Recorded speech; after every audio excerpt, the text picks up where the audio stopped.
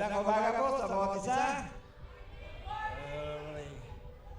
Alam ko po na ang bawat isa ay pumarito upang tayo ay magpuri, magpasalamat sa kabutihan ng Panginoon. At sa nakikita ko sa inyo lahat ay puro nakangiti.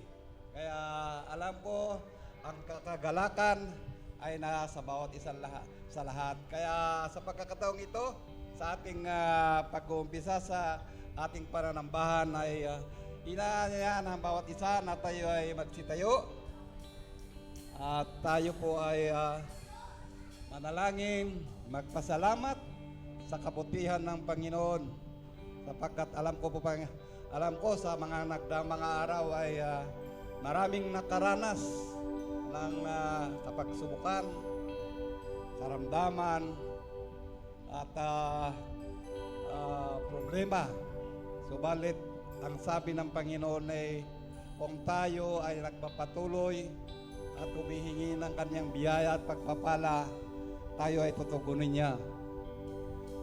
Isa pa ay yung kapagsubukan kasi, pagkakala ko ay ano lang, sa mga karamdaman, sa mga masasakit na nararanasan natin, pero hindi lang pala yun.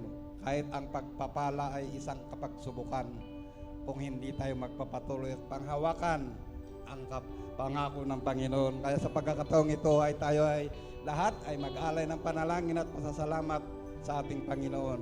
Hallelujah! Purihin ka, Panginoon. Purihin ka, O Diyos.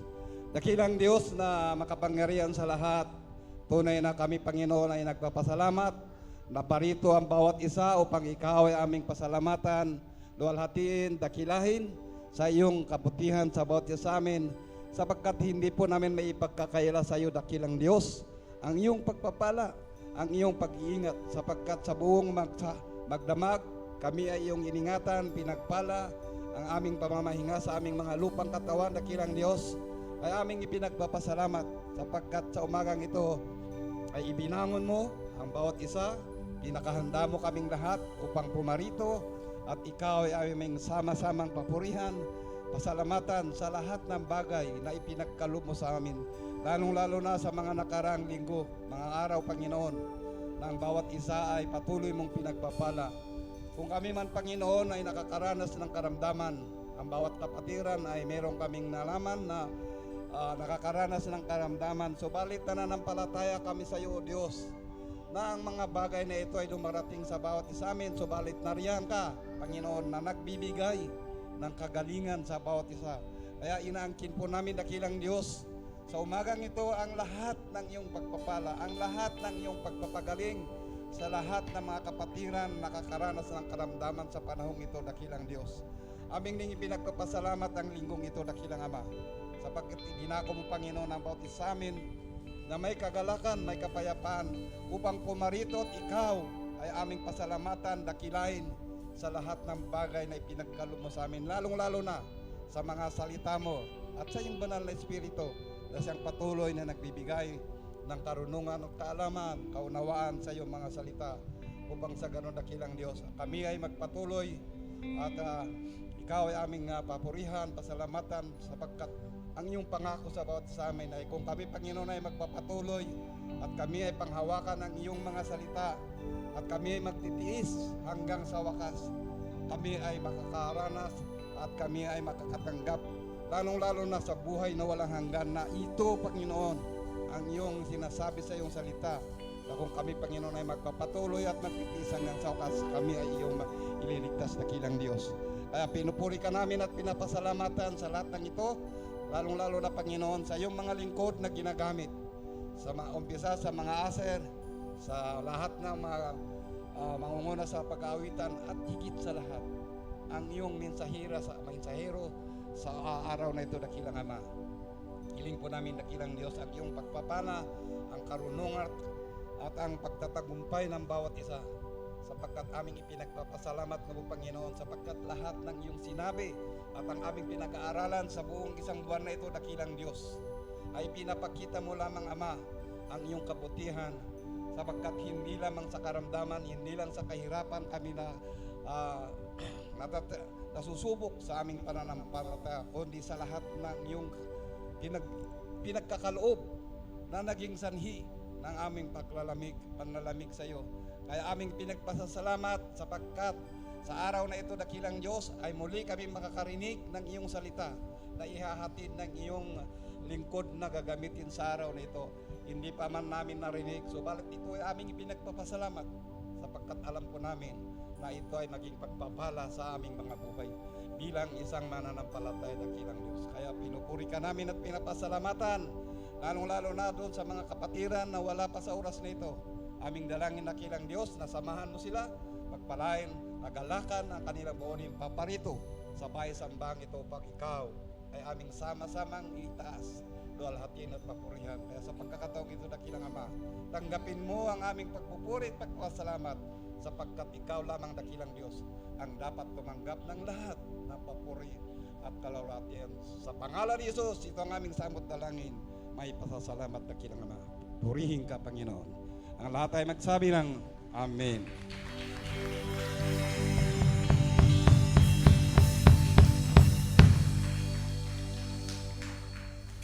Ayun, so bati naman natin ang ating mga katabi ng isang napakagandang umaga.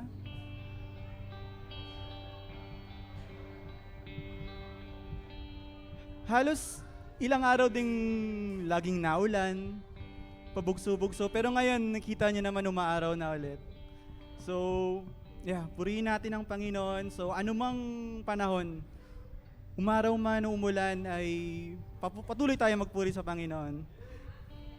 Sabi sa Psalms 66 verse 1 and 2, sumigaw sa galak ang mga nilalang at purihin ang Diyos na may kagalakan, wagas na papuri sa Kanya'y bigay.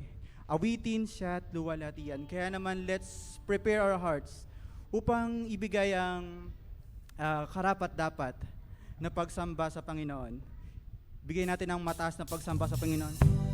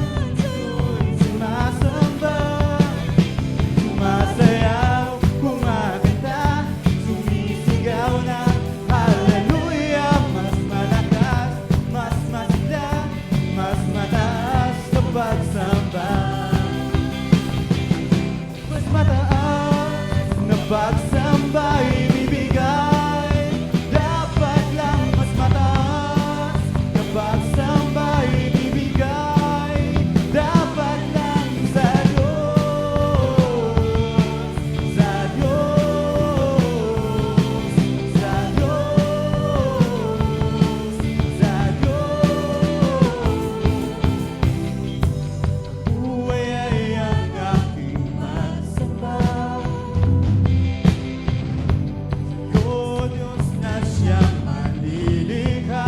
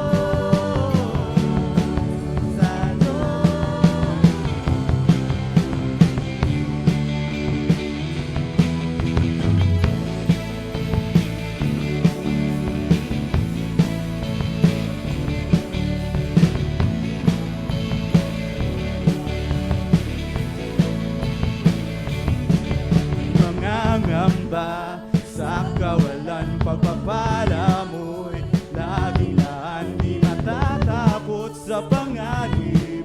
Pagkat naririyan ka palagi, di matitinag sa pagsubok. Pagpapala mo'y tiyak at pag-awit, pagkat ikaw ay mabuti. Pagkat ikaw ay mabuti, ikaw ang aking pastol, hindi nagkukulang sa pagna. At higit pa, biyaya mo'y sagana at umapaw sa pagna. At higit pa, sapat na sa lahat kong nangailangan. Higit pa sa lahat kong inaasahan. Wala namang maiiba pa pagkat ika'y sapat na. Ika'y sapat na.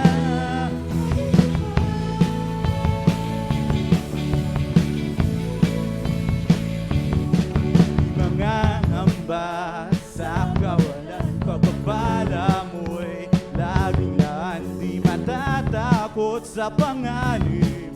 Pagkat naririyan ka palagi, di matitinag sa pagsubok. Pagkasama mo'y tiyak at lubos, di mapipigil sa pag-awit. Pagkat ikaw ay mabuti, oh napakabuti. Ikaw ang aking gusto, di nagkukulang sa pagna. At higit pa, biyaya mo'y sagana at umapaw sa pagna. At higit pa, sapat na sa lahat kong pangangailangan. Higit pa sa lahat kong inaasahan. Wala namang maiiling pa pagkat ika'y sapat na. Ika'y sapat na. Ikaw ang aking pastol, hindi magkukulang sa pagna. At higit pa, biyaya mo'y sagana at umapaw sa pagna. At higit pa, sapat na sa lahat kong inakailangan. Higit pa sa lahat kong inaasahan.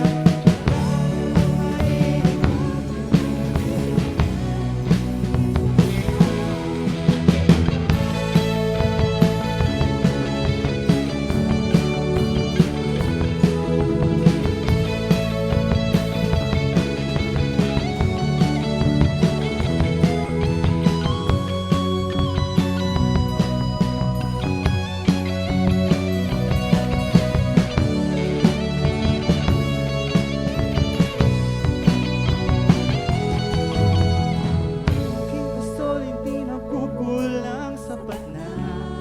At higit pa, biyaya mo'y sagana at umapaw sapat na. At higit pa, sapat na sa lahat mong pangangailangan. Higit pa sa lahat kong inaasahan. Wala na nga maiiba pa pagkat ika'y sapat na. Ika'y sapat na.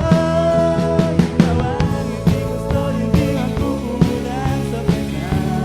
At higit pa, biyaya mo'y sagana at umapaw sa pagna. At higit pa, sa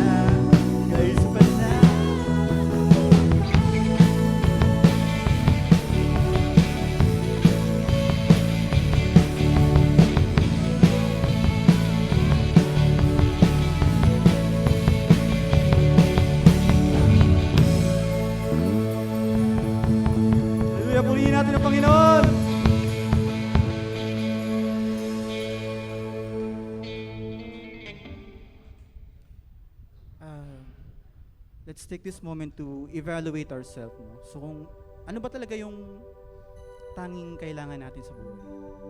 Ito ba yung mga possession, wealth, job security? Pero minsan na-overlook natin kung sino yung nagbibigay ng lahat ng ito sa atin. Kaya let's continue to seek God dahil ang pagmamahal ng Panginoon sa atin ay eternal. Unlike these mga bagay na may hangganan naman.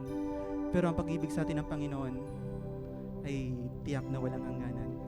Kaya naman manatili tayo sa presensyang ng papurit pagkasamba sa Panginoong Hesus.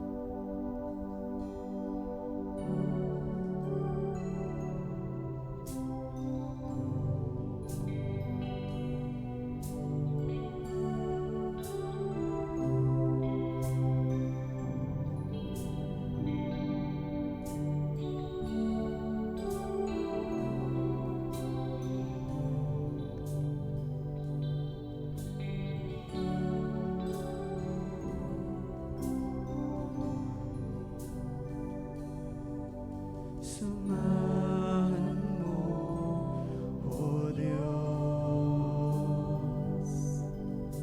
manguna ka, O Diyos, manahan ka sa buhay ko, baguhin mong lubos.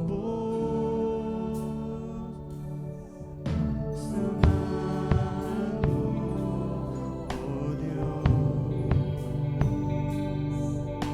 manguna ka, O Diyos,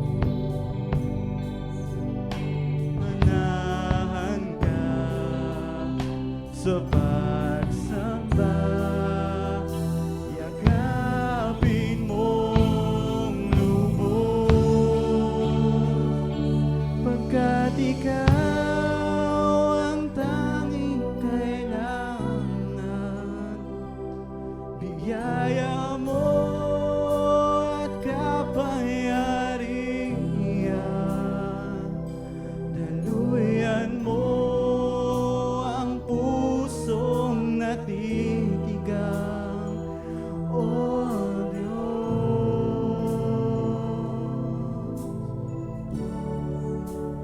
Ikaw ang kailangan.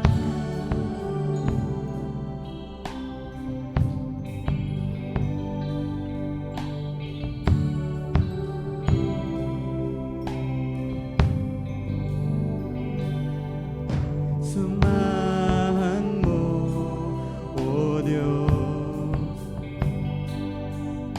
manguna ka, O Diyos,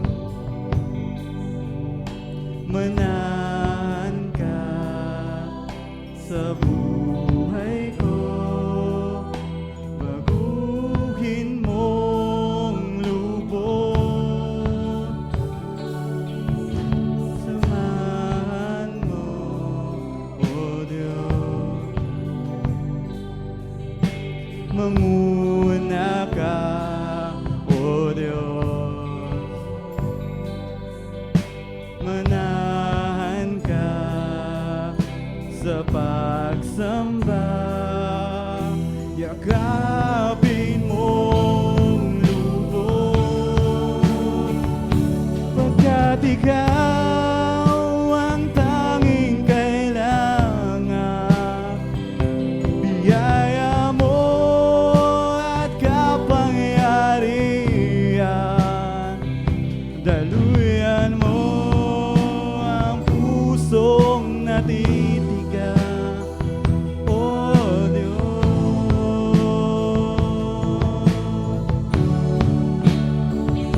pagkat ikaw ang tanging kailangan, biyaya mo at kapangyarihan, daluyan mo ang pusong natitigang, O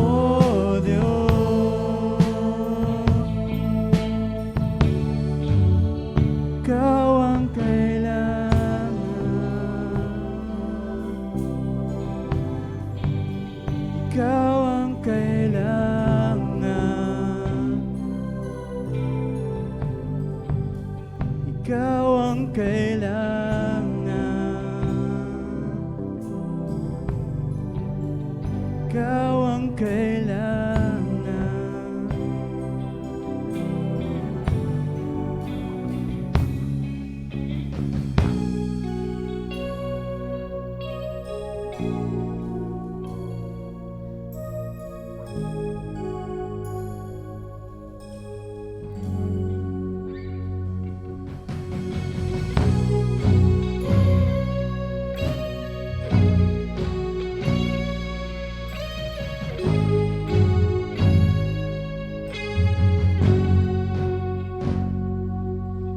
Salamat sa dakila mong pag-ibig.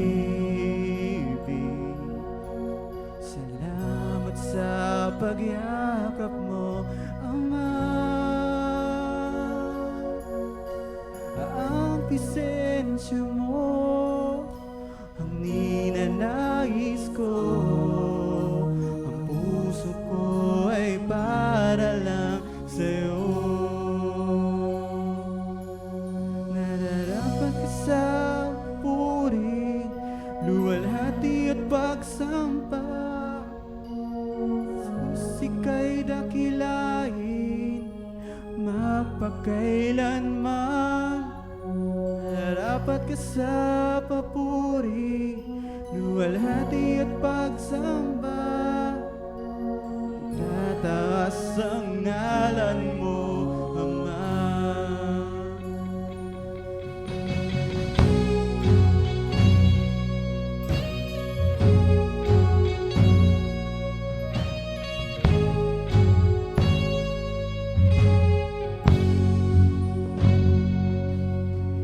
Kailan may hindi ka nagbabago. Tiwala ko'y ibibigay sa'yo. Mga pangako mo, panghahawakan ko, mamamalagi sa kalinga mo.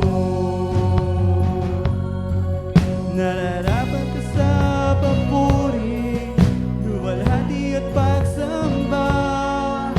Jesus, ika'y dakilain, magpakailanman. Nararapat ka sa papuri, luwalhati at pagsamba. Itataas ang ngalan mo, Ama. Nararapat ka sa papuri, luwalhati at pagsamba. Jesus, ika'y dakilain, magpakailanman. Nararapat ka sa papuri, luwalhati at pagsamba. Itataas ang ngalan mo, Ama.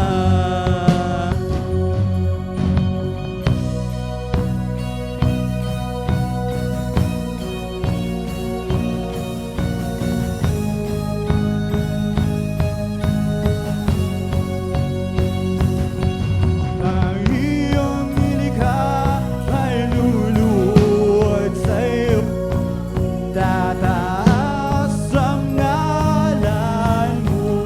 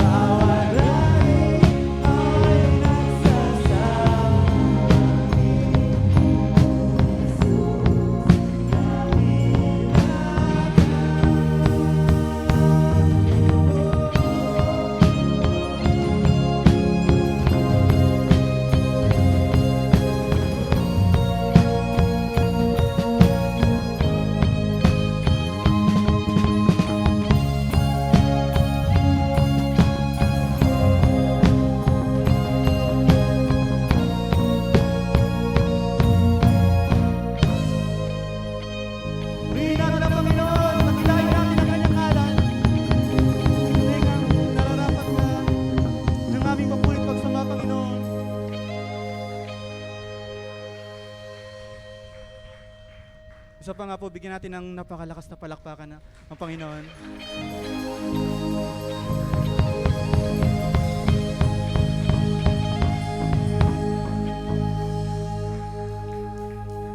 Maaari na po tayong makaupo sa presensya ng Panginoong Hesus.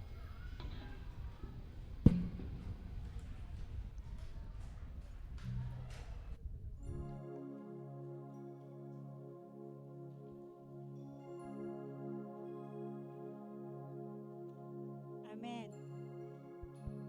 Amen. Tunay nga na napakabuti ng ating Diyos.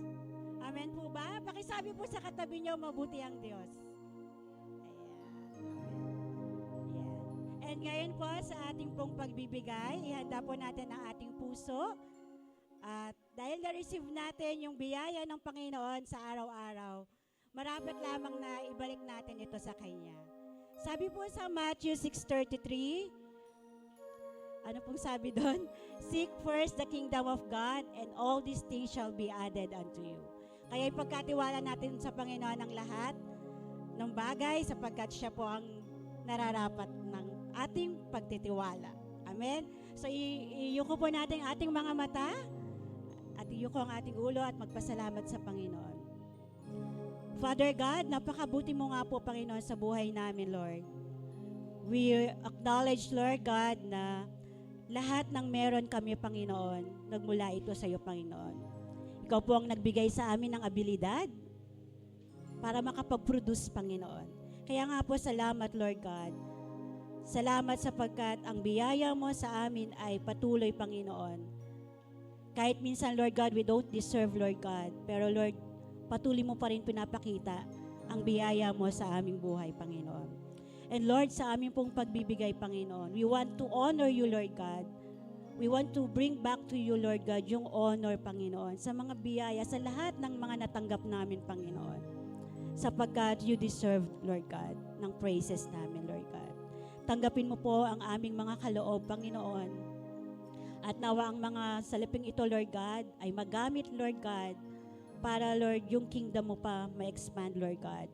Maraming mga outreaches ang mabukas, maraming mga mission ang masuportahan, Panginoon, at maabot, Panginoon, ng salita mo, Panginoon. Salamat sa mga manggagawa mo, Lord God, na patuloy, Lord God, na nagbibigay ng kanilang lakas, Panginoon, upang maibahagi ang iyong salita, Panginoon, sa iba't ibang lugar, Panginoon. Lord, bless each every one of us, Lord God, upang, Lord God, patuloy po namin maibigay sa iyo ang papuri, maibigay sa iyo, Panginoon, ang pagsamba, Panginoon. And Lord, ikaw, Lord God, ang patuloy, Panginoon, maitaas sa lahat ng ito, Panginoon. To you all the glory, honor, and praises. In Jesus' name we pray. Amen and amen. Yan po.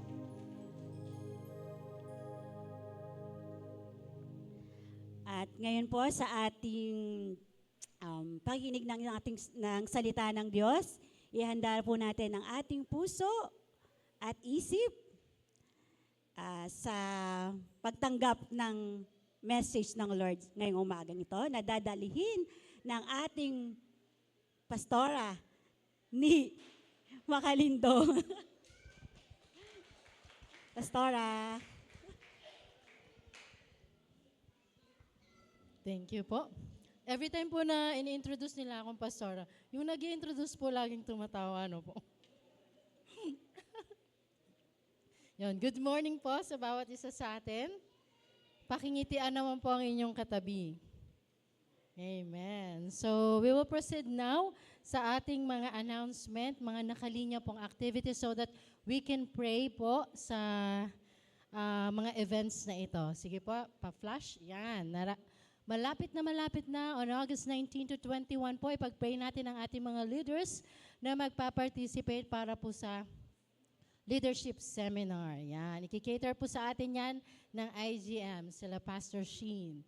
Okay, next po ay, yan. Sigaw naman, mga kabataan! Holiday po iyan. So sa 21, magkakaroon po sila. So wala ngayon. Move sa 21 ang kanilang fellowship for this month.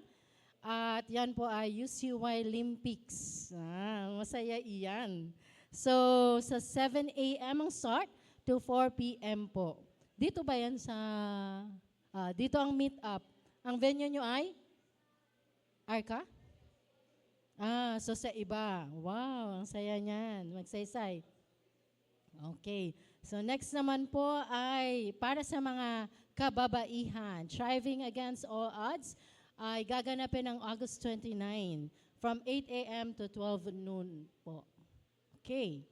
And Likhawit po. Open pa rin po ang registration. So sa ating pong page, makikita ang link. So sa mga interested po na mag-compose ng mga awit, kayo po ay i-guide dyan sa Likhawit na event. Writing a song for the glory of God. This will be on August 31.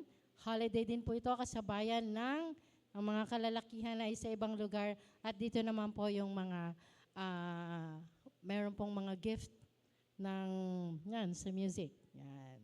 Sige po, ang sunod naman po nating ay sa mga kalalakihan. Palakpakan naman po dyan sa mga men. This is an outdoor fellowship na gaganapin din sa August 31. Tsaka mga feeling tatay na din. At magiging tatay. Si Jap ba yun? Okay, 8 a.m. to 6 p.m. po. Ito po ay gaganapin sa Seabreeze Resort. Malapit na malapit lamang po. And meron pa po bang next? Leaders Fellowship. Ito po ay ginaganap kung wala po tayong mga special event. Monthly po ito on the 4th Sunday po. Pero this month, August 23, 4th pa rin po, next Sunday, after second service, maiwan po ang mga D group leaders. Yan. Next po ay every 5th Sunday of the month. Minsan lang po yan sa loob ng isang taon, 4 na beses. So meron po tayong ginaganap na Friends Day na kung ang mga kaibigan ninyo ay hindi nyo po or nahihiya pa kayong sharean ng gospel or sharean patungkol sa Panginoong Hesus, this is an avenue po na matulungan kayo, maipakilala natin ang Panginoong Hesus dun sa mga kaibigan ninyo. So August 30 po, Friends Day. And ngayon ay nasa ikatlong linggo na po tayo ng ating preaching series na kung saan ito po ay When Blessings Become a Test. Yan. So bago po tayo mag-proceed sa ating review, tayo po muna ay sumandaling manalangin.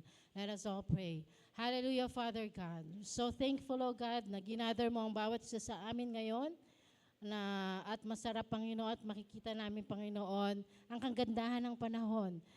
Sa mga nakaraan ay maulan, ngunit, Panginoon, isang pagkakataon ito for us to enjoy the day, Panginoon, at makapagpasalamat sa iyo. Hayaan mo, Diyos, na sa umagang ito, sa pakikinig namin ng iyong mga salita, hindi lang, Panginoon, na ma-acquire namin yung word, kundi, Panginoon, itong truth na maririnig namin ay maging ma-apply namin, Panginoon, sa aming buhay. Hayaan mo, Diyos, banal na Espiritu, na malaya kang kumilos sa puso ng bawat isa. At inaangkin po namin ang katagumpayan ng iyong mga salita sa buhay ng bawat isa. Salamat po. We pray this in Jesus' name. Amen. Amen. Napakaganda po. Every month naman po ay talagang maganda ang ating mga preaching series. And this month ay isang pagpapaalala sa atin kung sino ang Diyos, ano ang ginagawa ng Diyos, at ang mga pagpapalang ay binibigay niya, ay hindi nating makalimutan na ito ay galing sa Kanya. Ang title po for this month is When Blessing Become a Test. Remembering God in the Land of Plenty. Na kung saan, ang series theme po natin ay How to Prosper Without Forgetting the God Who Provides. At nakapaloob po dito ang God graciously blesses His people with abundance, but every blessing is also a test of the heart. So nakita nyo na po na it's also a test. True prosperity is not measured by how much we possess, but by whether we continue to remember, trust, and honor the God who provides. May 2 linggo pong nakalipas na kung saan sa Deuteronomy po ito nakafocus in 8. Ang first week po ay binigay sa atin ni Pastor Norden, the God who gives the power to prosper. Siya talaga ang source. That God is the source of every blessing. God's blessings are meant to deepen our dependence on Him, not to replace it. That God leads us before He blesses, God provides what we truly need, and God brings us into places of plenty, na kung saan ang emphasis po that it is through the grace of God. Amen. And week 2 po ay binigay sa atin ni Pastor Anina, don't forget the Lord. Na sinamarize po ang Deuteronomy 8 ng pag-remember sa Diyos kung ano ang ginawa niya sa mga Israelita in the wilderness and anticipating the abundance. And may warning din po doon that prosperity can become a spiritual danger when it causes us to forget God. And prosperity can lead us to forget God kung mamamali po tayo. And yung danger po of forgetting God is pwedeng mag-lead sa atin to disobedience, creates spiritual complacency, produces pride, shift our trust from God to ourselves, and leads to idolatry. And because blessings are safest in the hands of a heart that still remembers God, wag po maging daan na ang God's gift ang makapagpalayo po sa atin sa Diyos, kundi lalo po itong magpalapit sa atin sa Kanya. Ang paalala po noon sa verse 19 and 20, basahin ko po, ngunit binabalaan ko kayo ngayon, na kung kakalimutan ninyo ang Panginoon na inyong Diyos, at susunod kayo sa ibang mga Diyos, at sasamba kayo at maglilingkod sa kanila, siguradong malilipol kayo. In 20, kagaya ng pagwasak ng Panginoon sa mga bansa sa inyong harapan, lilipulin din niya kayo kung hindi kayo susunod sa Panginoon na inyong Diyos. So, kung isama po iyon, paalala na huwag kalimutan ng Diyos at tayo ay sumunod sa Kanya. Ano po ang antidote ng pagkakalimot natin sa Diyos? Ang antidote po ay intentional remembrance. Alalahanin palagi. Remembering who He is. Sino ba siya? Sino ang Diyos sa atin? What He has done. And keep telling the story of His faithfulness and where every blessings come from. Sa Kanya iyon lahat galing. Kaya po this morning, before po tayo mag-proceed sa topic ngayon, gusto ko pong ipakilala sa inyo ang magbibigay ng testimony kung gaano kabuti ang Diyos sa kanyang buhay, kung ano ang ginawa ng Diyos sa kanyang buhay, at ano pa po ang mga pagpapalang natanggap niya na ginagawa ng Diyos sa kanyang buhay. Hindi ko na po patatagalin pa, makakarinig po tayo ng isang testimony sa isang binibining napakaganda. Walang iba. At introduce niya na po yung sarili niya sa inyo, si Sister Eli Fajardo.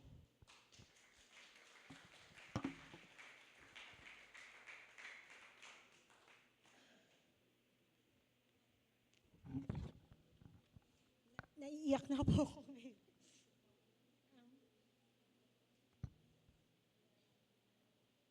It's been honor na nandito ulit ako.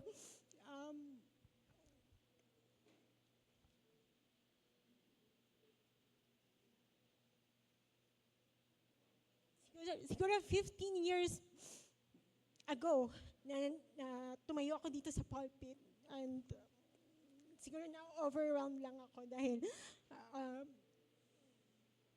may share ko na yung kabutihan ng Panginoon sa buhay ko.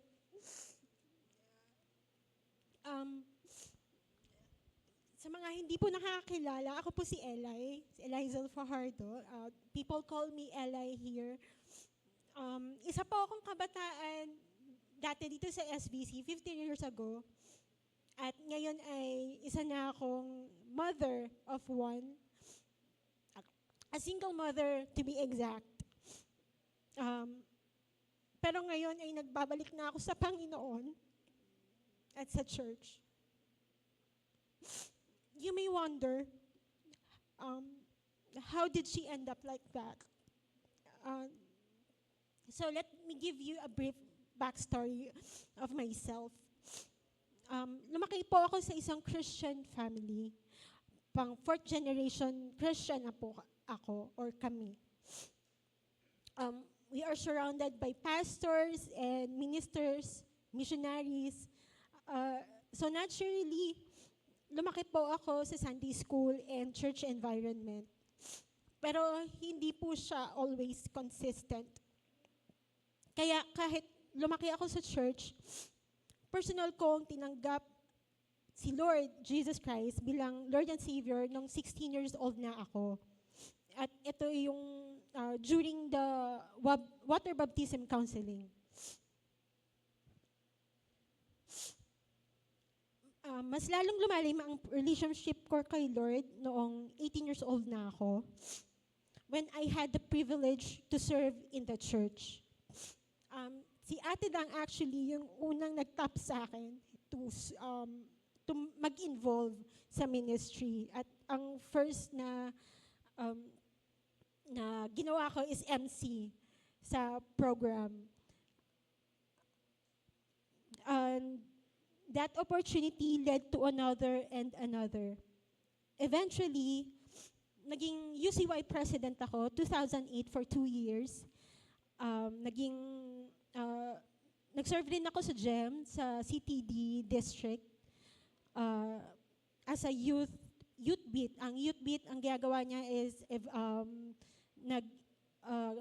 nag-facilitate ng mga events para sa mga kabataan. And also sa NYC, sa national, naging program coordinator ako ng National Youth Camp ng 2009.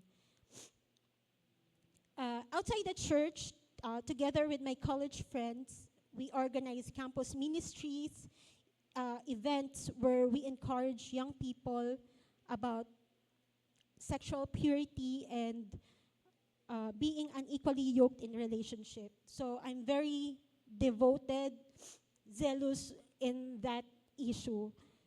And also, naging worship leader rin po ako dito sa church, naging program coordinator. So, masasabi niyo po, super committed ako sa ministry. So looking back, I can say that I was very comfortable. I had a loving and generous family. I had ministry, I had friends, I had church, I had dreams. But after I graduated college, dumating ang isang mahirap na season ng buhay ko. For almost 3 years, wala akong trabaho. Ang gusto ko lang naman noon was to have a stable career, eventually have my own family, and still be able to serve the Lord. Kaya sa paghahanap ko ng work, one of my priorities was having Sundays off because I wanted to continue going to church and serving in ministry. Pero unfortunately, sa mga jobs na ina-applyan ko, laging may Sunday work.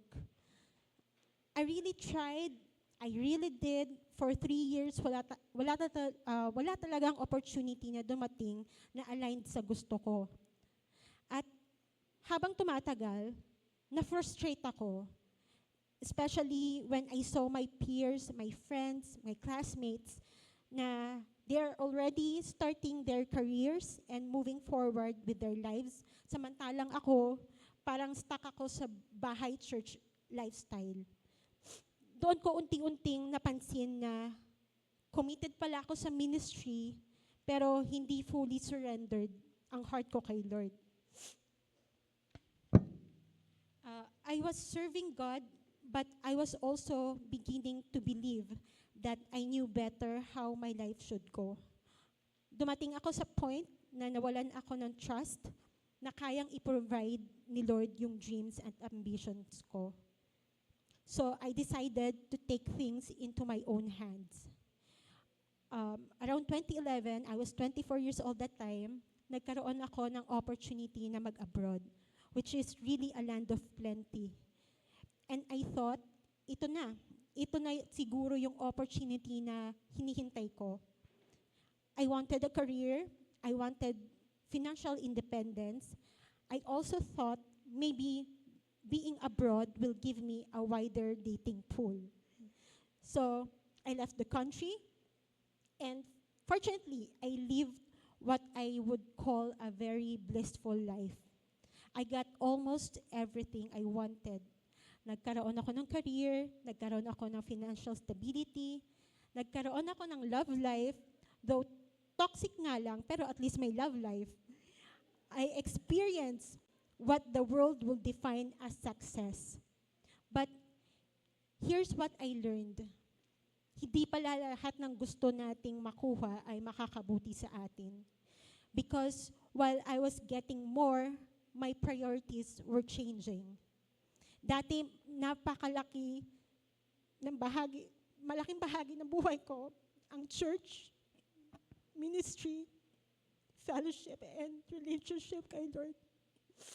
But when I was in the land of plenty, when I was abroad, career became more important. Financial stability became more important. My personal goals become more important, and eventually, the things were supposed to help sustain my life become the center of it. I was getting more, but I was becoming less spiritually satisfied. And I didn't notice it immediately. The further I moved away from the church, from Christian fellowship, and the people who helped me walk with the Lord, the further my heart also moved away from God. Outwardly, I was so blessed materially. But inwardly, I was empty. And that's where I experienced the second point, which is more can create false security. Akala ko kapag nagkaroon ako ng career, stability and relationship, magiging okay na ako. Akala ko magiging content na ako. But I wasn't. Because no amount of material blessing can give you the security that only God can give. And when God is no longer the center, there will always be something more that you think you need before you can finally be happy. I become frustrated, madali ako magalit. I'm emotionally, spiritually unhealthy. My heart become callous towards God. And eventually, I experienced the consequence of my own disobedience. Kanina sinabi ko, I was so zealous with sexual purity and not to be unequally yoked with unbeliever. It changes to have a desire to be in a relationship na unequally yoked, na eventually it led me to, it resulted to having a child outside of marriage. That was not the life I planned for myself. But even there, God's grace found me. I don't see my child as punishment. My child is a blessing from God. But God used that season of my life to wake me up and bring me back to Him. For many years, for 12 years to be exact, I was wandering. I am in the wilderness. But God never stopped pursuing me. Parang isang shepherd na hinahanap ang kanyang nawawalang tupa. Hinila niya ako pabalik sa kanya, not just by the neck, but by the belly. Yung pregnancy ko become one of the ways God used to wake me up and redirect my life. And through His grace, discipline, and mercy, He brought me back to the right priorities. I have long-time friends from different CTTP churches. They're the one who really prayed for me and encouraged me to come back to church and to do Bible studies. So I started attending church consistently. I joined Bible studies 2 to 3 times a week. But eventually, I realized that God wanted more than just my attendance. he wanted restoration. So that when I approached Pastora Nina last February, because I want to repent to the congregation and to the church and to be discipled. That's why she connected with me to Ate Ni. Siya yung aking restoration leader. And also sa D6 group kay Ate Dang, where I could establish healthy spiritual disciplines. And honestly, yung DA, kaya hindi ko kinakausap si Pastora Nina before because I'm so afraid of the DA. DA is disciplinary action. Yung DA na dati kong kinakatakutan, ngayon masasabi kong isa sa pinakamalaking bagay na nangyari sa akin this year. I used to think that restoration was simply a punishment that the church gives to a wandering member. But I was wrong. It was actually one of God's ways of loving me, disciplining me, and helping me come back. Aside from church restoration, I continued my Bible studies with my CTTP friends, and I also joined BSF. Auntie Leia introduced me to that Bible study fellowship. And these have been some of my greatest blessings. These are the greatest blessings I received. Not because they gave me more things, but because they helped me know God more. And now I understand something I didn't understand before. The greatest blessing is not having more possessions, more money, more achievements, or more success. The greatest blessing is having fellowship with God, walking in the Spirit, living according to His will, and living in His presence. Because everything we accumulate here is temporary. Career will end, money will disappear, possession will eventually be gone. Even the achievements that we work so hard for will not follow us into eternity. More can leave us unprepared for eternity when it makes us focused on this life, but that we forget the life to come. I don't want to spend my life accumulating things only to realize at the end that I neglected what matters eternally. So ngayon, hindi ko gustong i-measure or sukatin ang pagiging blessed based on how much I have. Mas gusto kong tanungin ang sarili ko, am I becoming richer towards God? Am I growing towards God? Naaalala ko yung story ni Moses.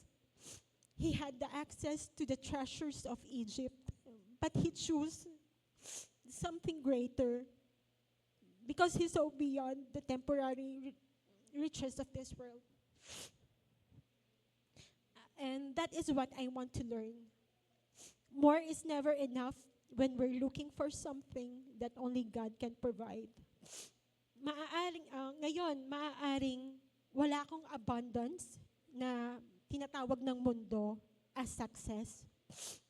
But I can honestly say that I am rich in spiritual blessings. Mas nakikilala ko si Lord, mas natututunan kong magtiwala sa Kanya, at mas natututunan ko na ang sufficiency ko ay hindi nakabase sa what I have, kundi sa who I have. And that is Jesus Christ.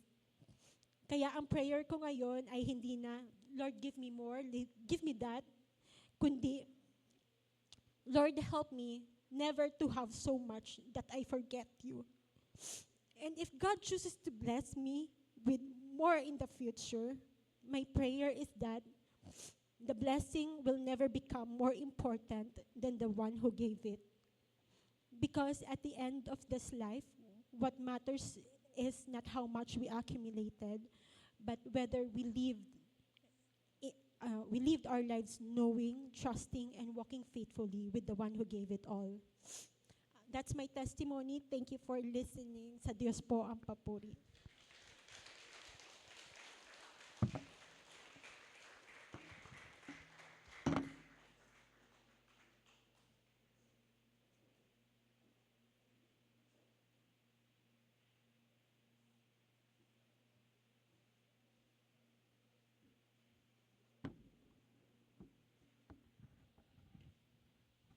Amen. Na-bless po ba kayo? And ang bawat isa sa atin may ginagawang Diyos. Before po tayo mag-proceed sa topic this morning, palakpakan po muna natin ang Panginoon. And of course, dahil nakalimutan ko kaninang i-welcome, ngayon ay i-welcome natin ang ating guest. Siya po ay invited ni Sister Dang Tiglao. Kindly stand up po. Michelle Z. Onio. Yan. Church, ready? 1, 2, 3. Welcome. Yan. So sana sa mga susunod pa ay lagi ka na naming makasama. Thank you. You can sit down now. Okay, the reason why, si Moses, kaya paulit-ulit siya in Deuteronomy, tinatawag itong, it means the second law. It was the second giving of the Mosaic law. The first being at Mount Sinai in Exodus 22 to 23. It is a book of repetition and a book of preparation bago ang mga Israelita nadalhin sa lupang pangako. Binigyan ito ng diin ni Moses sa second generation ng mga Israelita. Kasi nga, 'di ba, hindi na siya makakatawid doon sa lupang pangako. And yung first generation ay hindi sila makakarating din sa lupang pangako. So paulit-ulit upang hindi makalimutan. Ganon din, ito rin ang ating gagawin. The reason why the next generation is very important, na tayo ay magpaulit-ulit tungkol sa kung sino ang Diyos, ano ang ginawa ng Diyos, at ang lahat ng bagay na meron tayo, bigyan diin na galing sa Diyos. Last week po, dito ako nakaupo at lagi naman ako doon nakaupo. Katabi ko si Dave, Dave Ramos. Nag-usap po kami na totoong ang blessing ay pwedeng maging test. Ang bawat isa sa atin, i-recognize natin na kung may blessing, pwedeng tayo ma-overwhelm at it's a test of our heart. Yung ibang mga tao na nanalangin magkaroon ng work, right? Ito ang very simple example. Pero pag nagka-work na po, nakakalimutan ng magbasa ng Bible, nakakalimutan ng mag-pray, nakakalimutan na rin pong mag-tithes, at nakakalimutan na rin pong mag-church. Marami pong bagay na pwedeng magbago. It can be a blessing and at the same time, a test. So this morning po, wag po natin tanungin kung gaano ako pinagpapala ng Diyos, kundi ano ang epekto ng mga pagpapala ng Diyos sa aking buhay. From the God who gives the power to prosper, and don't forget the Lord, ng first and second natin, ngayon naman po ang ating pag-uusapan ay, when more is never enough. In Tagalog, kapag hindi kailanman sapat, ang higit pa. So, let us reflect po this question. Ano yung bagay na tila ba hindi ka masaya kahit mayroon ka na? Yung tipong di ka makontento and you want more. When I was doing this, ang naisip ko po, yung bahay. Yung bahay namin, kasi ang bahay po namin maliit. So inisip ko, at pinapanalangin ko na lumaki. Kasi may mga instances na, doon naman tayo sa inyo. Or kahit hindi kayo kasya, kami nga lang nagtatraffic sa loob ng bahay. Ayun. Pero recently, nung nag-ulan-ulan for how many days, it's almost a week, nalagpas pa na week, tumulo po yung bahay namin. Tumutulo naman yun talaga pag malakas ang ulan. So kaya ganun. Kaya yun yung desire ko na praying na mas lumaki or mas maayos. Pero nung makita ko yung sa news, nandun sila sa court at saka nasa mga evacuation, still, I praise the Lord kasi I am more blessed than those sa mga tao na nakakaranas ng ganon. Tayo, we're so much comfortable sa kung anong meron tayo. And we should not forget who God is. It's because God is really good. Our text this morning is in Luke chapter 12, verse 13 to 21. Pero ang babasahin lamang po natin ngayon ay yung sa 18 and later, bawat points ay isa-isahin po natin ang mga verses. In verse 18, sabi po riyan, alam ko na, ipagigiba ko ang aking mga kamalig at magpapatayo ako ng mas malalaki. Doon ko ilalagay ang aking ani at ibang ari-arian. So madami siyang ari-arian. So our main idea for this morning is life is measured by our relationship with God, not the size of our possessions. Wealth without God is ultimately foolish. For our point number 1, when more is never enough, slide please. Basahin po natin sabay-sabay. When more is never enough, go. It distorts our priorities. Kapag hindi tayo nasisiyahan, kung sa anong meron tayo, nagiging magulo ang ating priorities o prioridad. Sabi po sa 13 hanggang 15, sinabi kay Jesus ng isa sa mga naroroon, Guro, iutos nga po ninyo sa kapatid ko na paghatian namin ang aming mana. Sumagot siya, sino ang naglagay sa akin bilang hukom o tagapaghati ng mana ninyo? At sinabi niya sa kanilang lahat, mag-ingat kayo sa lahat ng uri ng kasakiman, sapagkat ang buhay ng tao ay wala sa dami ng kanyang kayamanan. Yung illustration ko po na nang pinag-usapan namin ni Dave, that's very true, ano po. Ako po naranasan ko po yun. I don't know kung yung iba sa inyo na nanalangin ng mga work ay tinugon ng Panginoon, pero nung tinugon ng Panginoon, yung even pati mga Sundays, pinasukan. Lahat ng holidays, pinasukan. Wala na talagang oras for God. Hindi po masamang magtrabaho para mabuhay. Ngunit kung mabubuhay na lamang po tayo upang magtrabaho or anything na doon na nakafocus ng attention natin, it distracts us from what truly matters. Ang importante po yung our relationship with God and the people He entrusted to us.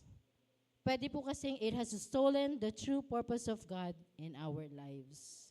It shifted our focus from eternal truth to temporary wealth. Madalas po, kaya hindi natin makita na we are blessed. It is because of the snares or trap na nagpapa-fail sa atin. Ano-ano po ba yan? Ang pagpapalaya po ng Diyos sa mga Israelita mula sa Egypt, sila po ay slave in Egypt. Tapos ang trabaho po nila doon ay sobrang mahirap. Doble-doble yung hirap na kanilang. Ngunit, bakit parang di makita ng mga Israelita na ito ay blessing, yung ialis sila doon at dadalhin sila sa lupang pangako? Ano po kaya ang kanilang hinahanap? Nakatuon po kasi sila sa hirap ng journey kaysa sa purpose.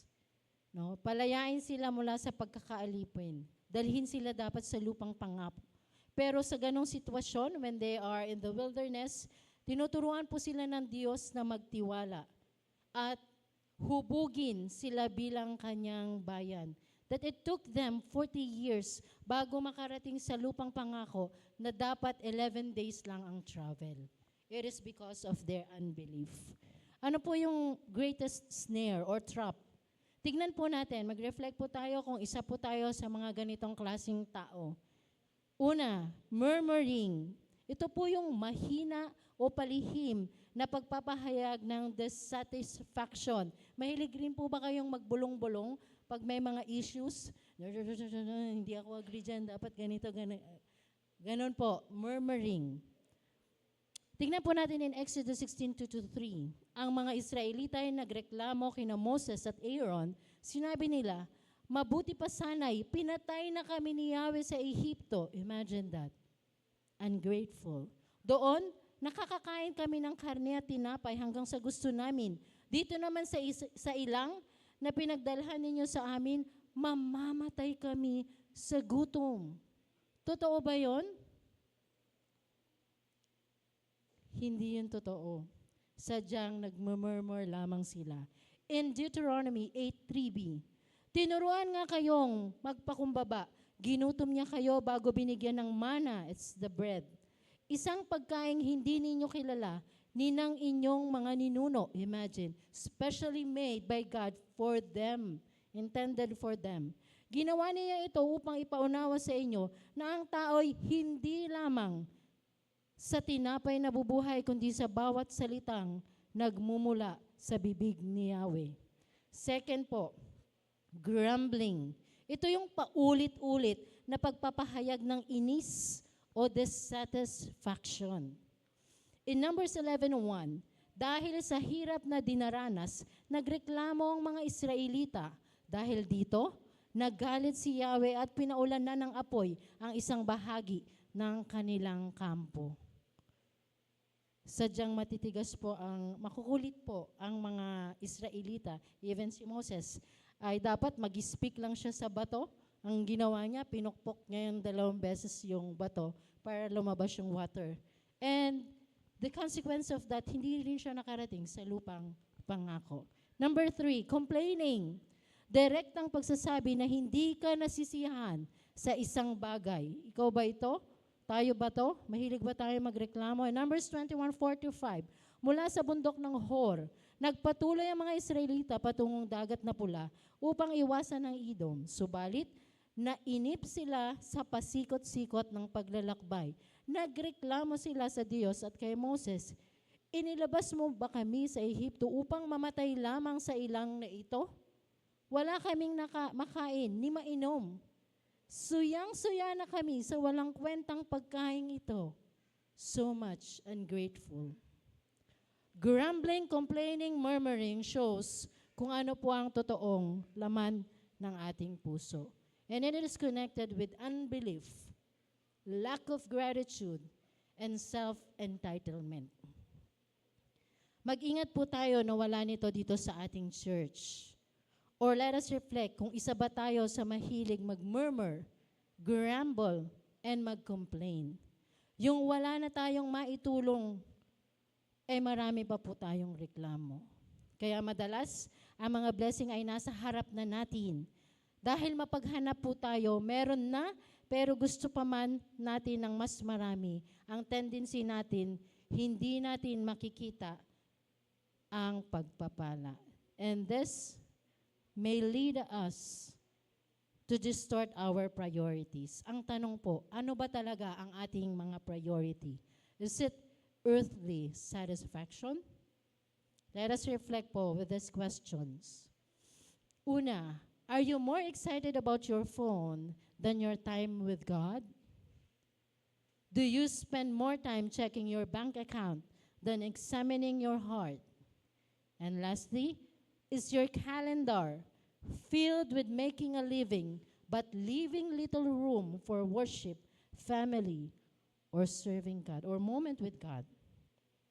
When more is never enough, it often disguises itself as, tingnan natin itong mga excuses, minsan ito yung sasabihin, I am just providing for my family, or I am just planning for the future. Next slide po.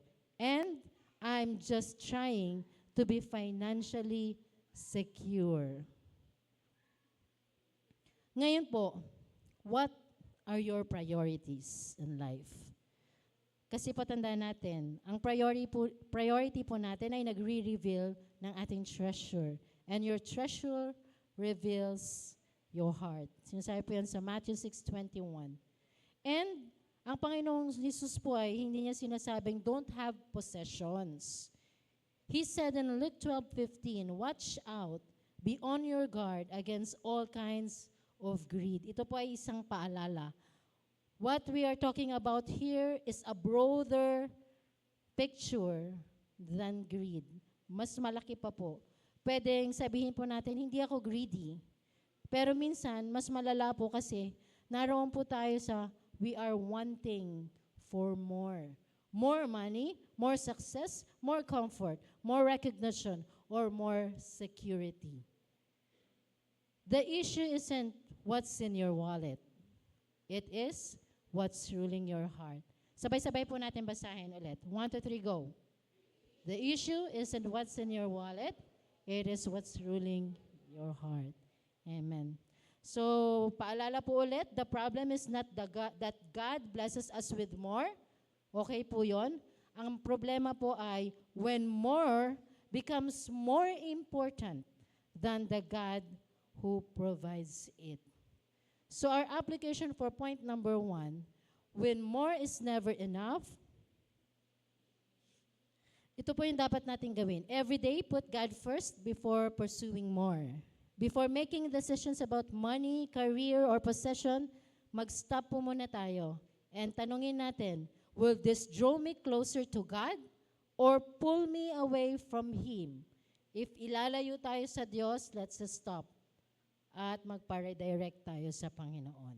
Amen? Point number 2. When more is not enough, sabay-sabay natin basahin, go. It creates a false sense of security. Kapag hindi tayo nasisiyahan sa kung anong mayroon tayo, nagbibigay ito sa atin ng maling pakiramdam na tayo ay ligtas at panatag. In 16 to 19, sabi po rito, pagkatapos, isinalaysay ni Jesus ang isang talinghaga, isang mayamang umani ng sagana sa kanyang bukirin. Kaya't sinabi niya sa sarili, ano ang gagawin ko ngayon? Wala na akong paglalagyan ng aking mga ani. Alam ko na, ipagigiba ako ang aking mga kamalig at magpapatayo ako ng mas malalaki. Doon ko ilalagay ang aking ani at ibang ari-arian. Pagkatapos, ay sasabihin ko sa aking sarili, marami ka nang naipon para sa mahabang panahon, kaya't magpahinga ka na lamang, kumain, uminom, at magpakasaya.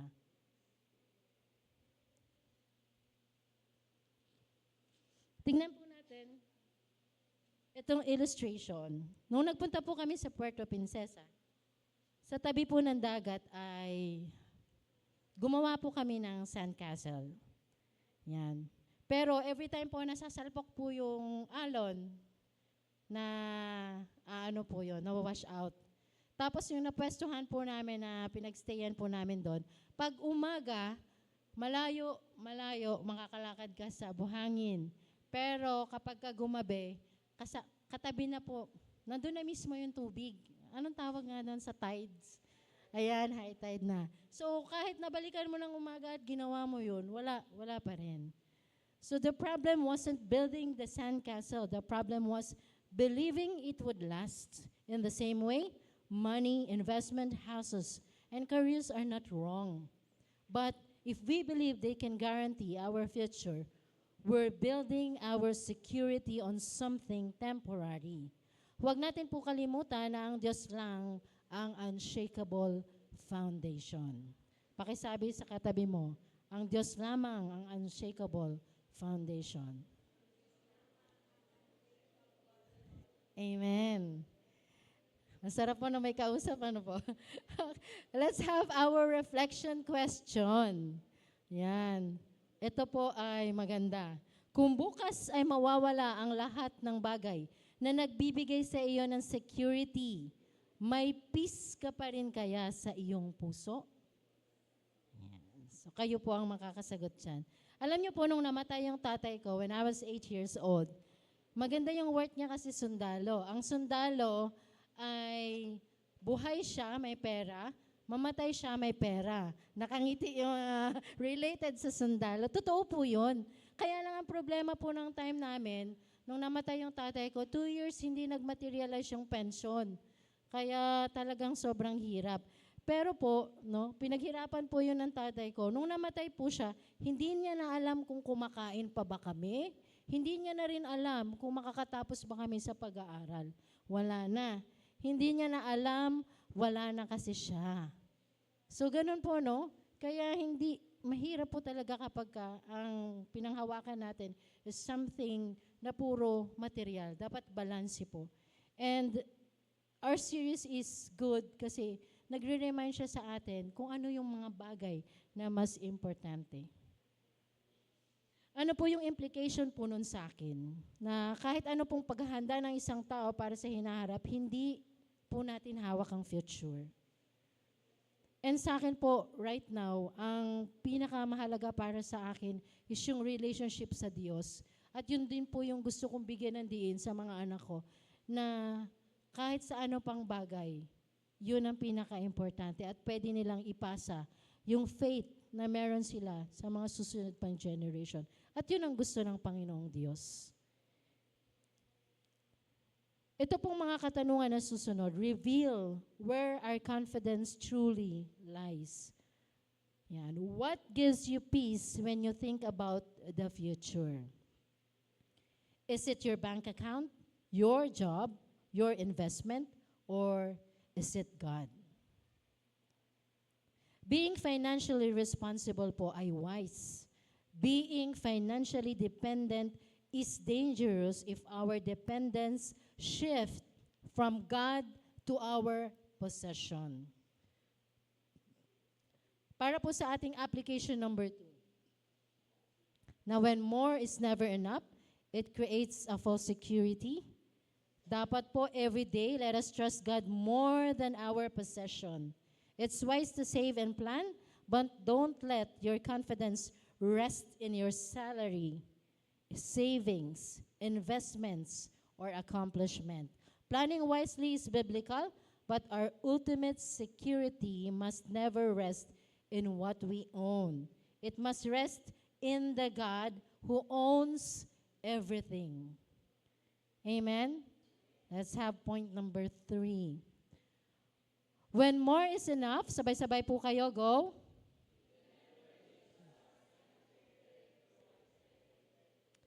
Kapag hindi tayo nasisiyahan sa kung anong mayroon tayo, maaaring hindi tayo maging handa sa walang hanggang hantungan.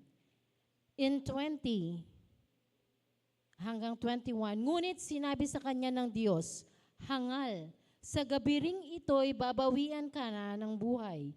Kanino ngayon mapupunta ang mga inilaan mo para sa iyong sarili? Ganyan ang sasapitin ng sinumang nag-iipon ng kayamanan para sa sarili, ngunit dukha naman sa paningin ng Diyos. I have an illustration po dito. Ito po yung pinamagatang, the graduation that never came. A student spends year buying school supplies, uniform, and books, but they never attended classes or take the exams. When graduation day arrives, they realize they prepared for school but never prepared for graduation. Nung nag-aaral po ako sa PUP Santa Mesa, ako po ay naging irregular student. Nung second year, sa main office ko po kinuha yung mga minor subjects at ang mga classmates po namin hindi na po purely sa engineering. May mga classmates na po kami sa ibang mga courses. So may na-encounter po kami, I don't know if it's from BPE na course. Sabi niya 10 years na siya sa PUP. Ang engineering ay 5 years. So overstaying na po siya sa school. Luging-luging na po ang gobyerno sa pagiging scholar niya kasi magkano lang po ang bayad namin doon, 600 plus in one sem. So kahit pa ganun kababa yon, ang reason po of him staying for 10 years ay shifting. Di ba no, Jai? Mag-shift. Yung PUP rin si Jai. Shift siya from course na ganito. Pag ayaw niya na-feel niya, hindi niya gusto to, so hindi siya gagraduate. Magta-transfer siya ng ibang course. Shift siya na hanggang iba-iba na. So kung wala kang planong graduate, talagang ganun po. Tatagal ka doon. Ako pagpasok ko po ng college, ang inisip ko, alam kong mahirap po yung course na yon. Pero sabi ko, hindi ako pwedeng lumagpas ng 5 years. Kailangan by all means, graduate ako within doon sa binigay lamang na dapat na years of staying. So, sa grace po ng Panginoon, nakagraduate naman po ako. In the same way po, many people spend their lives preparing to live comfortably, but never prepare to meet God. Ito po yung mga pwede nating pagnilay-nilayan ng mga tanong. If my life ended today, slide po, next. Would I be ready to meet God? Parang assurance of salvation lang po ito. Pero maganda po na tanungin natin ang ating sarili. If my life ended today, slide po, next slide. Yan. So, would I be ready to meet God? Am I building a bigger kingdom for myself or am I investing in God's kingdom? Will the way I'm using my time, talent, and treasure matter 100 years from now? Ito po yung legacy. May legacy ka ba na pwedeng iwanan? Na kahit wala ka na, maaalala pa yung pangalan mo na gumawa ka para sa Panginoon. Kung reader po tayo, marami pong ganong tao. They live something. Yung faith nila ay nakikita talaga sa pamamagitan ng buhay nila. So alalahanin po natin, ito po isang magandang paalala in Mga Ngaral, chapter 5, verse 15. Kung paanong hubad tayong ipinanganak mula sa sinapupunan ng ating ina, hubad din tayong mamamatay. Hindi natin madadala ang ating mga pinaghirapan. Our application po for point number 3, when more is never enough, it leaves us unprepared for eternity. Let us live each day with eternity in mind. Don't spend your life collecting things you'll leave behind. Spend your life investing in what you'll take into eternity. Huwag po natin bastang itanong, ano ang naiipon ko? Tanongin nyo nga yung katabi nyo, anong naipon mo? Pero ito po yung mas magandang tanong. Ang tama pong tanong ay, ano ang ini-invest mo na magpapatuloy at magkakaroon ng halaga kahit wala ka na? Di ba po yun yung maganda? Amen. So yun po yung pag-isipan natin. Ano yung bagay na dapat nating gawin para may maiwan po tayo? And it is for the glory of God. So this week po, ito po yung ating i-implement. Invest time in your relationship with God. Kung malalim na ang relationship mo sa Panginoon ngayon, mas palalimin pa natin. Let us na maging more sensitive sa Kanyang mga salita at marinig talaga natin ang Kanyang mga instruction for us. And then, share the gospel with someone. Encourage or disciple another believer. Be generous with what God has entrusted to you and use your resources to make an eternal impact, not just a temporary one. So, let's have our summary. When more is never enough, number 1, go. It distorts our priorities. Number 2, it creates false security. And number 3, amen. So gusto ko pong mag-end sa isang kwento. Ito po ang tinatawag or ang title po nito ay The 99 Club. Aside from the first, yung mga nasa first service, sino po ang nakakaalam ng kwentong The 99 Club? Or sino po ang mga miyembro dito ng The 99 Club? Pataas pong kamay. Ay, wala. Okay. So, makinig po tayong mabuti. Yan. Noong unang panahon, may isang hari na namumuhay sa napakaluhong palasyo. Nasa kanya ng lahat ng kayamanan at karangyaan na maaaring hangarin ng sinuman. Ngunit sa kabila po ng lahat ng ito, lagi pa rin siyang malungkot at hindi nasisiyahan. Isang umaga po napansin ng hari ang isa niyang hamak na naglilingkod sa palasyo. Habang naglilinis po ito ng sahig, masaya po itong pakanta-kanta. Yan, parang si Kuya Jun. Yan. Pakanta-kanta. Labis na nagtaka po ang hari. Bakit siya? Sabi niya, bakit ako? Na hari ng buong kaharian ay laging malungkot. Samantalang ang simpleng lingkod na ito ay punong-puno ng kagalakan. Ipinatawag ng hari ang lingkod at tinanong, bakit ka napakasaya? Ngumiti ang lingkod at sumagot, mahal na hari, isa lamang po akong simpleng tao. Hindi naman po marami ang kailangan ng aking pamilya. Sapat na sa amin ang may bubong na masisilungan at pagkain na maihahain sa aming hapag. Hindi na kontento ang hari sa sagot ng lingkod. Kaya humingi siya ng payo sa kanyang pinakamatatalino at pinagkakatiwalaan na mga tagapayo. Matapos pakinggan ang kwento ng hari, sinabi ng tagapayo, mahal na hari, ang lingkod na iyan ay hindi pa miyembro ng 99 Club. Curious na po ba kayo? Ano tong 99 Club na to? Gusto niyo po ba sumali? Sabi ng hari, 99 Club? Ano naman iyon? Sabi niya. Sumagot ang tagapayo, kung nais niyong maunawaan, maglagay po kayo ng 99 gintong barya sa isang supot at lihim po ninyo itong iwanan sa kanyang pintuan. Doon sa lingkod. Sumunod ang hari sa payo. Kinagabihan, pag-uwi ng lingkod, nakita po niya ang mabigat na supot sa kanyang pintuan. Dali-dali po niya itong dinala sa loob ng bahay, ibinuhos ang laman nito sa kanyang mesa. Namangha siya sa kanyang nakita. Punong-puno ito ng kumikislap na mga gintong barya. Agad na binilang ng lingkod ang mga barya. Binilang niya ito ng minsan at nag-come up siya sa 99. Binilang niya ulit ng pangalawa. Nag-come up pa rin siya sa 99 hanggang ikatlo. Sabi niya ganyan. No, nabalisa po siya. Sinilip niyang muli ang supot at hinanap kung saan-saan nawawala ang barya. Sabi niya, naku, ano kaya ang nangyari sa huling gintong barya? Hindi naman siguro mag-iiwan ng supot namang 99 lang. Tiyak na may isang nalaglag.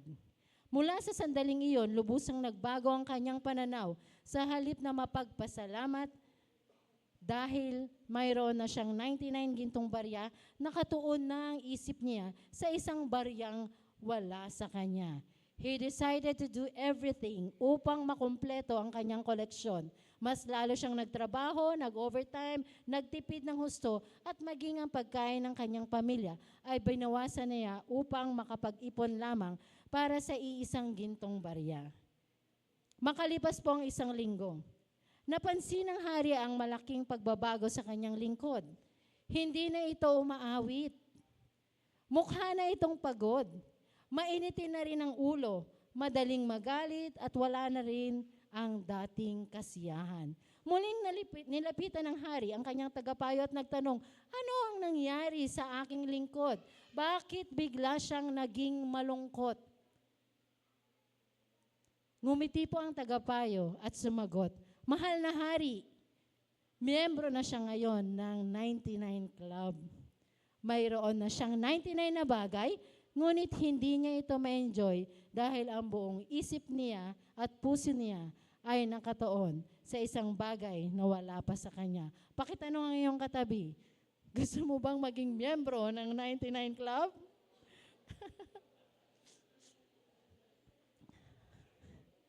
So ang final challenge po natin, don't spend your life chasing the one coin you don't have while forgetting the 99 God has already given you. Instead, choose gratitude over greed, contentment over covetousness, and eternal treasure over temporary possession.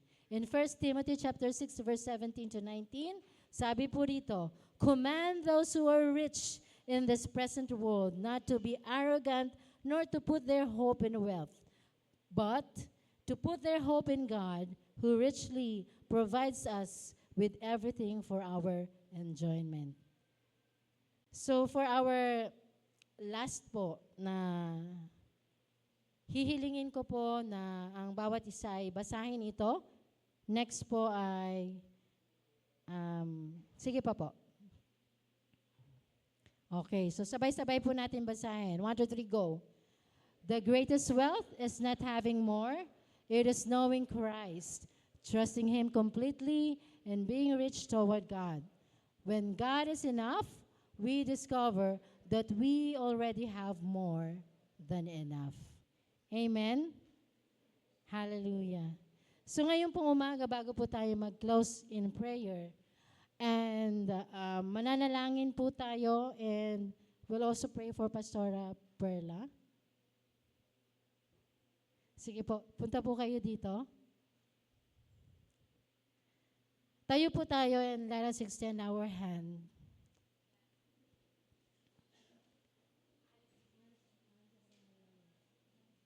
Aalis na si Pastora Perla ng 19. So ipapanalangin po natin siya. Hiling ko pa Pastor Norden. Si Pastor Norden po ang mananalangin for Pastora Perla. And let us all extend our hand sa kanya. And even sila meaning right now ay today magta-travel din po. Sige po. Sa mga hindi po nakakilala kay Pastora Pearl, siya po ang ating missionary, kasama po, together with her husband, si Kuya Danny. So si Kuya Danny ay naroon at kaya siya po ay emergency na umuwi dito dahil ang kanyang mother ay pumanaw po. So ngayon po ay babalik na po siya doon sa kanyang missionary field, no? Kung saan po sila dinala ng Panginoon. At marapat lang po na lagi nating ipanalangin yung ating mga missionaries, evangelists, at yung mga humahayo po. Amen po ba? Sige po, paki-extend po inyong mga kamay bilang tanda po na pinapanalangin po natin si Pastora Perla. Let us pray. Maraming salamat po, Father God, sa biyaya niyo, Lord, sa amin na kami bilang isang maliit na church, Panginoon, dito sa Barangay Signal, Panginoon, meron kaming kinikilala, Panginoon, na misyonero, Panginoon, missionary, Panginoon, sa katauhan, Lord, ni Pastora Pearl, Panginoon. Lord, ito, Lord, ay honor sa amin na kami, Panginoon, ay pinagkatiwalaan mo na mag-support, Panginoon, sa maliit naming kakayanan, Panginoon, bilang isang church, Panginoon. Ang maipagmamalaki namin, Panginoon, ikaw ang nagpo-provide sa amin, Panginoon, para makapag-send din kami somehow, makatulong, Panginoon, kami, Lord, sa ministry. At magamit mo, Panginoon, ang aming mga kakayanan financially, and even, Lord, yung moral support, yung panalangin, Panginoon.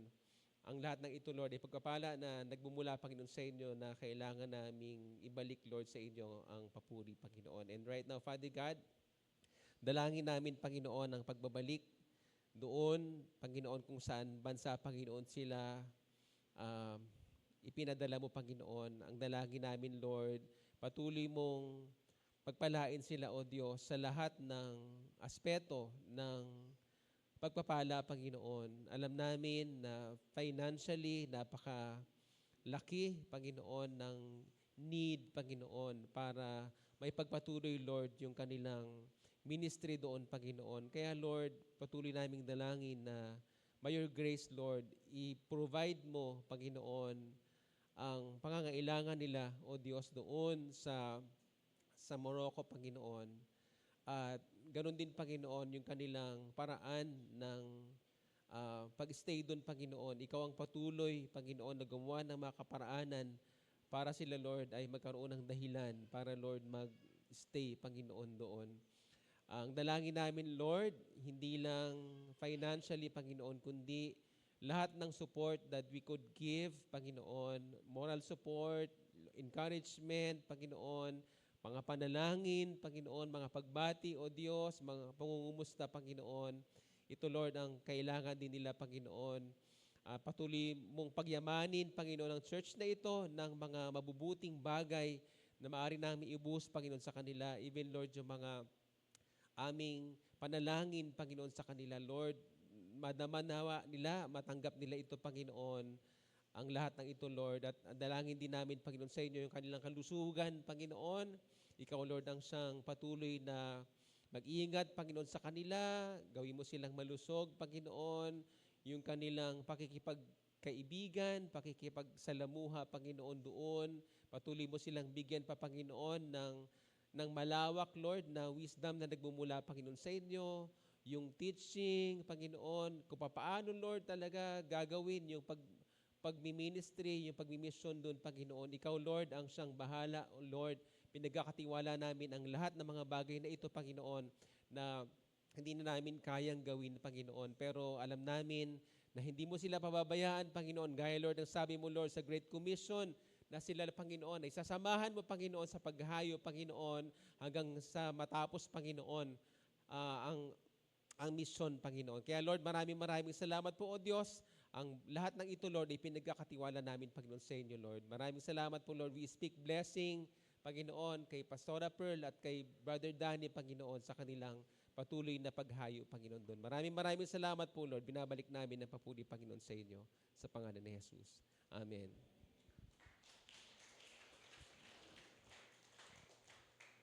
Okay, so manatili po tayo sa pagtayo, and we will sing and declare the goodness of God. Tinatawagan ko po ang praise team. Awitin po natin ulit ang kabutihan ng Diyos. After ko pong mag-pray ng closing prayer, pagkanta po natin ang song na ito, pag-end po, we can greet each other before we leave. So sige po, let us all pray. Hallelujah, Father God. Thank you for reminding us sa iyong mga salita, Panginoon, na hindi sa mga temporal things ang dapat namin pagtuunan ng pansin, bagkos yung nais mo, Panginoon, sa amin, which is eternal, Panginoon. Hayaan mo, Diyos, sa aming lahat ng natutunang ito, hindi ka namin makalimutan, O Diyos. Lagi ka namin maalala, lagi ka namin makita, Panginoon, na ikaw ang source ng everything. And help us, O God, not just na i-contain ang ito, kundi, Panginoon, sa kabutihan mo, may speak po namin ito at may share namin ang kabutihan mo sa ibang mga tao. That truly, you are so good. You are so good, O God. And hayaan mo, Panginoon, sa aming pag-aawitan, Panginoon, as we sing this song, idinideklara namin, Panginoon, that you are enough sa aming mga buhay. Hindi lang enough, Panginoon, ikaw ay higit sa amin. Kaya nga po, Panginoon, sa aming pag-uwi, baunin namin ang iyong pagpapala at ang buhay namin, Panginoon, sa lahat ng aming makakasalamuha, makita nila na ikaw ay buhay sa aming mga buhay. Sa iyo po namin ibinabalik ang pinakamataas na papuri at pagsamba. We pray this in Jesus' mighty name. Everybody say, Amen, amen. Let's sing the song.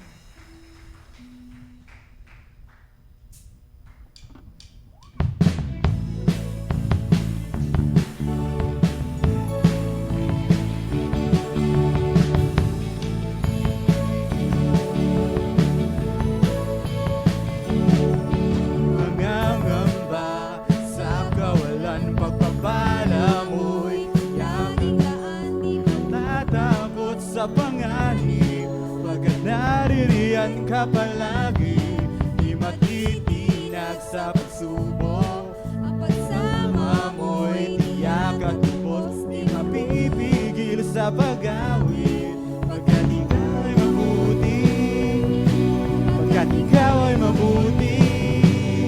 Ikaw ang aking pastol, hindi magkukulang sapat na, at higit pa, biyaya mo'y sagana at umapaw sapat na, at higit pa, sapat na sa lahat mong pangangailangan, higit pa sa lahat mong inaasahan. Wala na lang naiiba, pagkat ika'y sapat na, ika'y sapat na.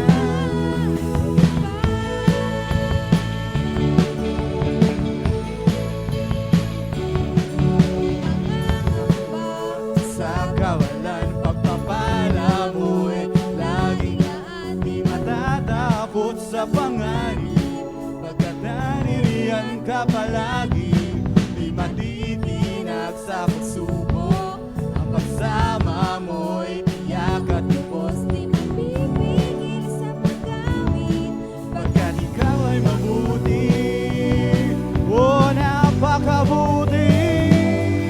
Ikaw ang aking pastol, hindi magkukulang sapat na, at higit pa, biyaya mo sagana at umapaw sapat na, at higit pa, sapat na.